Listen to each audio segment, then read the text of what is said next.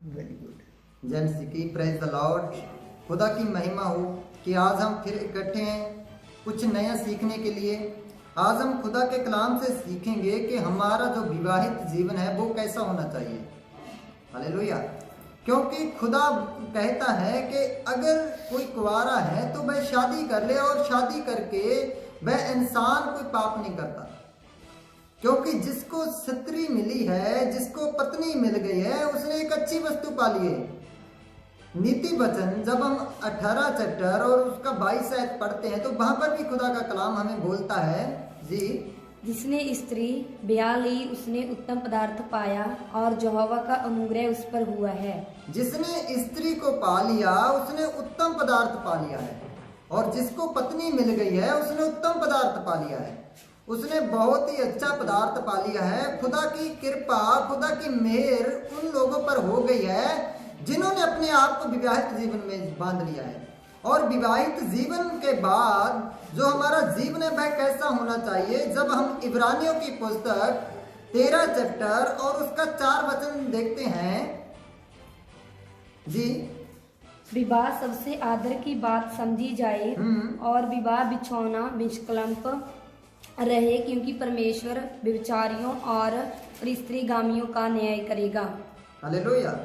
खुदा का कलाम हमें सिखाता है कि जो ब्याह करना है वो सबसे आदर जो गिना जाए, अच्छी बात गिनी जाए, सबसे महिमा की बात गिनी जाए। जो विवाह करना है वो खुदा की ओर से है, और जो पति पत्नी का प्यार है, पति पत्नी का बिस्तर है, जो एक विवाहित का बिछौना है वो बेदाग रहे।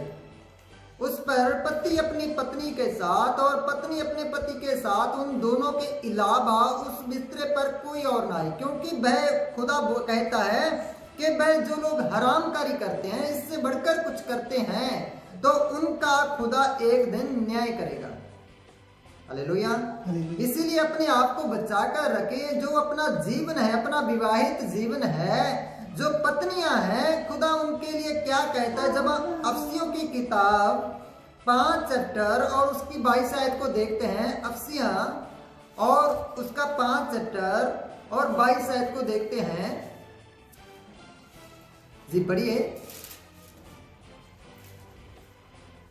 हे पत्नियों, अपने अपने पति के ऐसे अधीन रहो जैसे प्रभु के।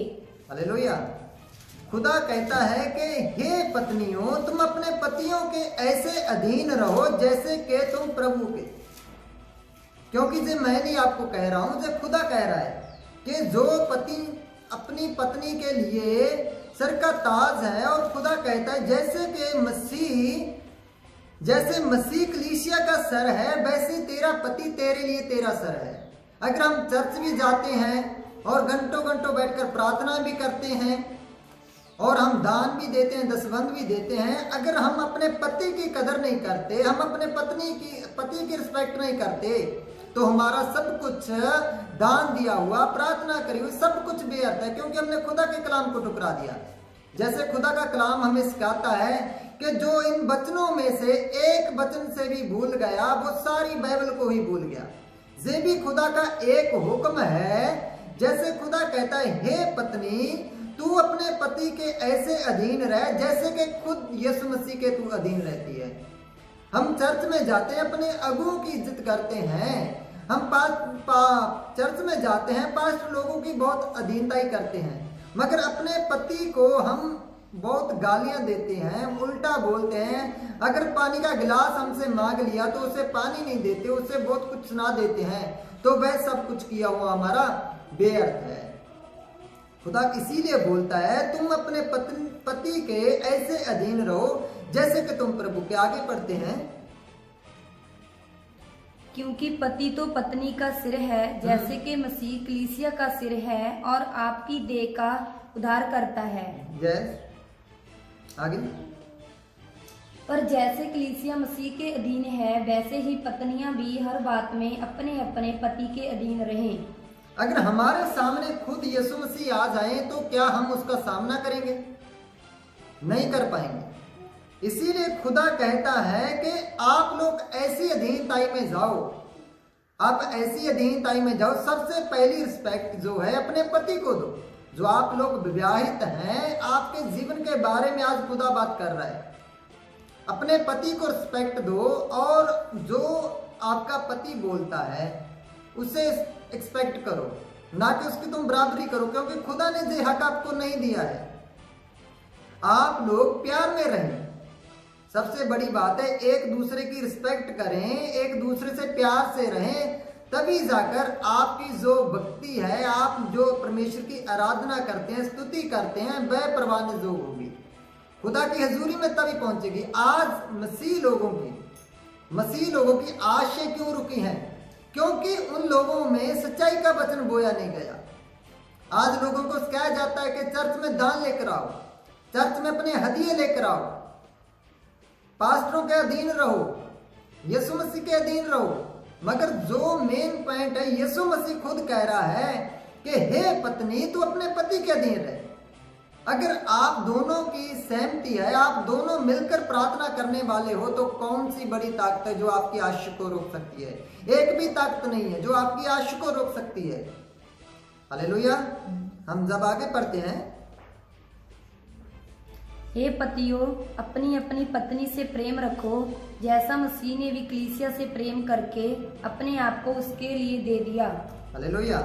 खुदा आज कहता है कि हे पति, तू भी अपनी पत्नी से इस कदर प्यार कर जैसे कि मसीह ने कलीसिया को बचाने के लिए, जगत को बचाने के लिए अपने आप को कुर्बान कर दिया।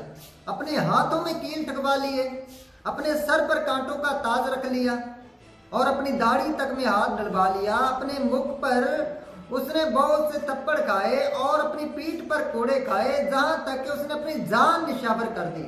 किसके लिए? क्योंकि खुदा का कलाम हमें सिखाता है कि उसने जगत से ऐसा प्यार किया जो अपने आप को उसने कुर्बान कर दिया। Hallelujah, hallelujah, yes. आगे पढ़ते हैं कि उसको वचन के द्वारा जल के स्नान से शुद्ध करके पवित्र बनाए। हाँ, आगे बढ़िए। और उसे एक ऐसी तेजस्वी कलीसिया बनाकर अपने पास खड़ी करे जिसमें ना कलंक, ना झुर्री, ना कोई ऐसी वस्तु हो, वरना पवित्र और निर्दोष हो। खुदा कहता है कि आप लोग ऐसे तैयार हो जिसमें ना तो कोई कलंक हो, ना ही आप में कोई दुर्भाषा हो, ना ही आप में कोई दुर्वचन हो, आप निकलंक हो। और खुदा के कलाम के जरिए आप ऐसे अपने आप को अधीन करो जैसे खुदा आए और हमें उठाकर अपने साथ बादलों पे लेकर जाए। कैसे लेकर जाएगा? जब हम एक एक वचन को अपने हृदय में रखेंगे। अगर हमारा बिस्तर आज भी गंदा है, हमारे बिस्तर पर हमारे पति के सिवाय कोई और लेटता है, तो खुदा ऐसे लोगों को बोलता मैं आपका बैरी हूं, आप में अभी तक कलंक है। अगर आप लोग आज भी अपने पति की इज्जत नहीं करते हो, अपने पति को रिस्पेक्ट नहीं देते हो, तो आज भी आप में कलंक है। वो कलंक को हटाइए। अगर आप अपनी पत्नी से प्रेम नहीं रखते तो आप में आज कलंक है। आप अच्छी कलीसिया नहीं बन सकते। आप वह कलीसिया है जिसमें वध है, जिसमें कलंक है, उस कलंक को दूर कीजिए। हालेलुया। हम जब आगे पढ़ते इसी वचन को, इसी प्रकार उचित है कि पति अपनी अपनी पत्नी से अपनी देह के समान प्रेम रखे। जो अपनी पत्नी से प्रेम रखता है वह अपने आप से प्रेम रखता है। हालेलुया। खुदा का कलाम बोलता है कि जैसे आप लोग अपने शरीर से प्यार करते हो। मानिए आपके शरीर पर थोड़ी चोट लगी है, तो आपका जो दूसरा हाथ है वह उस पर पट्टी करने के लिए जल्दी से जल्दी भागेगा, क्योंकि वह एक दूसरे से प्यार करते हैं। इस हाथ को चोट लगी है, इस हाथ का काम क्या होगा कि उसे जल्दी जल्दी पट्टी लगाएगा ताकि खून न बह जाए, क्योंकि ये हाथ इससे प्यार करता है, क्योंकि ये एक ही देह के हैं। इसीलिए पति जो पत्नी है वो भी एक ही देह के हैं, क्योंकि पत्नी जो है वो पति की पसली निकाल कर उससे तैयार की गई है। इसीलिए खुदा आपको कहता है कि अगर आप में कोई वजह है जो आपकी पत्नी को पसंद नहीं है, मानिए आप में गाली देने का वजह है, गाली देते हो आप, उस हाथ को छोड़िए, उस कलंक को अपने आप से निकालिए। आपकी पत्नी को, अगर आप मसीह में जाते हो या नहीं जाते हो, आपकी पत्नी को पसंद नहीं है कि आप सिगरेट पीते हो, आप शराब पीते हो, तो उसे छोड़िए, क्योंकि खुदा कहता है कि आप अपनी पत्नी से अपने जैसा प्रेम कर, क्योंकि तू अपने शरीर के लिए बहुत कुछ करता है, उसे तंदुरुस्त रखने के लिए बहुत कुछ करता है, उसकी सेहत का ध्यान रखता है, तो अपनी पत्नी को जो तू है अपने समान प्यार कर, तभी जाकर तेरा जीवन जो है मसीह में पूरा होगा। तेरी आसें जो रुकी हुई है वो मसीह में जाकर पूरी होगी। कब? जब हम खुदा के कलाम को अच्छी तरह सीख लेते हैं और उसको हम पूरा करते हैं। कोई अपने शरीर को दुख नहीं दे सकता, कोई अपने शरीर को दुख नहीं दे सकता। तो इसीलिए खुदा का वचन कहता है तो अपनी पत्नी से इस तरह प्यार कर जैसे कि तू अपने शरीर से प्यार करता है, क्योंकि जो तेरा प्यार है वो तुझे जन्नत में लेके चलेगा, वो तुझे खुदा के पास लेके चलेगा। क्योंकि ज़ेबैदे के मुताबिक खुदा का हुक्म है, खुदा की तालीम है जो हमें सिखाती है अपने दासों के जरिए। हालेलुया।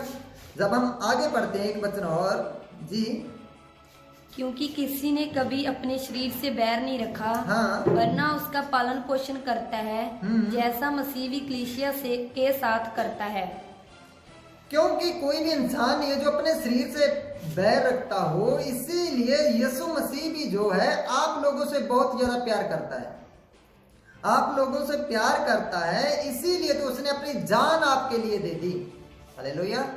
अपनी जान आपके लिए दे दी, क्योंकि वह आपसे सच्चा प्यार करता है। वो सच्चा मसीहा है जो आपसे प्यार करता है। तो आप लोग भी अपनी पत्नियों से ऐसा प्यार करें, ऐसा प्यार करें कि आपके जो रिश्ते हैं उस पर कोई भी आंच ना आए, उस पर कोई भी लोग उंगली ना उठा पाए। आप चर्च में जाते हो तो आपके प्यार को देखकर, आपके प्यार को देखकर जो आपके आन में बसते हैं, अगल बगल में लोग बसते हैं, वो आपके प्यार को देखकर, आपके पति पत्नी के प्यार को देखकर वो लोग बदलें। ऐसा कुछ कीजिए, क्योंकि खुदा का ये हुक्म है। अगर आप दोनों आपस में प्यार नहीं रखते हो, एक दूसरे को देखना पसंद नहीं करते हो, तो आप खुदा के राज्य में भी कदापि नहीं जा पाओगे। आप कितना भी दान देते हो, कितना भी दशमान देते हो, कितना भी प्रार्थना करते हो, कितनी भी बाइबल पढ़ते हो, अगर तुम ये कलाम को पूरा नहीं करते हो तो आप स्वर्ग राज्य में नहीं जा पाओगे। हालेलुया। क्योंकि ये सत्य है, ये सत्य है। खुदा का कलाम हमें आगे भी बताता है। जब हम फर्स्ट पत्रस देखते हैं तो उसमें भी यही कलाम बताता है हमें, 3 चैप्टर जी। और तुम्हारा श्रृंगार दिखावटी ना हो, अर्थात बाल गूंथने और सोने के गहने। कहाँ से पढ़ रहे हो? 3 फर्स्ट चैप्टर, हाँ 3 चैप्टर फर्स्ट से। हे पत्नियों, हाँ, तुम भी अपने पति के अधीन रहो, इसलिए कि जब इनमें से कोई ऐसे हो जो वचन को ना मानते हो। हे पत्नियों, तुम भी अपने पति के अधीन रहो, इसलिए कि यदि इनमें से कोई ऐसे भी हो जो वचन को ना मानते हो, क्योंकि वह लोग वचन को नहीं जानते, तुम तो वचन को जानते हो। अगर तुम एक चर्च में जाते हो, वो चर्च में नहीं जाते, वो खुदा को नहीं मानते, मगर तुम खुदा को जानते हो। तो खुदा के कलाम के जरिए अपने पतियों के ऐसे अधीन हो जाओ, ऐसे उनसे प्यार करो कि वह आपके प्यार को देकर, आपकी चाल ढाल को देखकर वह बदल जाए। हालेलुया। वह बदल जाए, क्योंकि जब तुम प्यार में बढ़ोगे तो खुदा आपके साथ बढ़ेगा। क्योंकि खुदा क्या है? Love is God, God is love. खुदा प्यार है। जब आप प्यार रखते हो तो खुदा को साथ में रखते हो, क्योंकि नफरत कहाँ रहती है? नफरत तो नरक में रहती है, अथाकुंड में रहती है। हालेलुया। जब आप नफरत करोगे तो आपके साथ भी नफरत रहेगी और आप नफरत के निवासी रहोगे। अगर आप प्यार रखते हो तो आपके साथ प्यार ही रहेगा, क्योंकि खुदा का कलाम हमें सिखाता है कि वह प्यार है। जो खुदा है वो प्यार है। अगर आप प्यार रखते हो तो सब कुछ आपके पास है। इसीलिए जो लोग वचन को ना भी मानते हो, उन लोगों के भी आप अधीन रहो। आगे हम जब पढ़ते हैं, पढ़िए। तो भी तुम्हारे वह सहत पवित्र चाल चलन को देखकर बिना वचन के अपनी अपनी पत्नी के चाल चलन के द्वारा खींच जाएं। खुदा कहता है कि तो भी तुम्हारे वह सहित पवित्र चाल चलन को देखकर बिना वचन के अपनी अपनी पत्नी के चाल चलन के द्वारा खींचे जाएंगे। अगर तुम उनसे प्यार रखोगे, वे आपसे नफरत भी करते, आपको गाली भी देते, कुछ भी करते हैं वो, अगर आप उनसे प्यार से बात करोगे, प्यार से आप लोगों से जीत सकते हो। क्योंकि अगर आप उसे बढ़ावा देते हो, अगर नफरत के बदले आप नफरत करते हो, तो उन लोगों में और आप में क्या फर्क है? कुछ भी नहीं है। इसीलिए तो खुदा कहता है, अगर तुम उन लोगों से ही प्यार रखते हो जो आपसे प्यार रखते हो, तो तुम क्या बढ़कर करते हो? अगर आप मसीह में आए हो तो आपको बढ़कर करना पड़ेगा, आपको बढ़कर करना पड़ेगा। अगर आपसे कोई नफरत करता है तो उससे आपको प्यार करना पड़ेगा। हालेलुया। क्योंकि खुदा की हजूर में यही प्रवान है, वह बोलता है कि इसी प्रकार हे पत्नी अपने पति के ऐसे अधीन हो जैसे कि जो वचन को ना भी मानते हो तय भी तू उसके अधीन रह, क्योंकि वह आपकी पवित्र चाल चलन को देखेगा, आपके वचन को देखेगा, आप वचन पर किस तरह चल रहे हो, तो वह तुम्हारी कारण एक दिन जरूर चर्च में चला आएगा। हालेलुया। एक दिन वह जरूर चर्च में चला आएगा और उसका जीवन बदल जाएगा। किसकी कारण? तुम्हारी कारण, क्योंकि तुम्हारी पवित्र चाल है जो, आपका प्यार है जो, उसे मजबूर कर देगा। क्योंकि आपके साथ कौन है? आपके साथ खुदा है, आपके साथ खुदा है। जब खुदा आपके साथ है तो कौन सी शय है जो आपका विरोध कर सकती है? कोई भी नहीं। जब आप प्यार रखते हो तो इसका मतलब आप खुदा को अपने साथ रखते हो। इसीलिए आपस में प्यार रखो। सबसे बड़ी बात, सबसे बड़ी सेवा यही है, जो पति पत्नी का जीवन है वह पवित्र हो, एक दूसरे से वफादार हो और एक दूसरे से प्यार करने वाला हो। अन्यथा अगर आप चर्च भी जा रहे हो और अपने पतियों की रिस्पेक्ट नहीं करते और पति लोग अपनी पत्नियों की रिस्पेक्ट नहीं करते, तो आपका चर्च जाना बेकार है। हालेलुया। आपको सबसे पहले आपकी अपनी रिस्पेक्ट होनी चाहिए, क्योंकि अगर आप में अपनी बनती है तो आपकी सारी भक्ति जो है आप कर रहे हैं, आराधना कर रहे हैं, वह सफल है। हालेलुया। अगर आप किसी पास्ट को घर में बुलाते हो, उसको दान भी देते हो, दशमांश भी देते हो और उसे अच्छा खाना खिलाते हो, जो कुछ भी खुदा ने पास्टरों के लिए बोलता है वो सब कर रहे हो, अगर इस वचन को फॉलो नहीं कर रहे हो, इस वचन को पूरा नहीं कर रहे हो, तो कुछ भी नहीं है आपके पास। आपका वही हाल रहेगा, आपको कोई आशीष मिलने वाली नहीं है। क्योंकि अगर खुदा से आशीष लेनी है तो आपको अपने आप को खुदा के अधीन करना होगा, उसकी बातों के अधीन करना होगा। जो उसने नियम बनाए हैं उन नियमों पर चलना होगा। क्योंकि जैसे खुदा ने इन हुकूमतों को बनाया है, इन हुकूमत को बनाया है, इन राज्यों को बनाया है, जिसने इन राज्यों को बनाया है, इन हुकूमतों को बनाया है, तो उसके भी कुछ नियम हैं, उसके भी कुछ नियम हैं, जिसमें से एक नियम ये है कि आप लोग आपस में प्यार रखो, पति पत्नी से और पत्नी पति से प्यार रखे और एक दूसरे की सहने वाले हो और एक दूसरे से वफादारी से चलने वाले हो। हालेलुया।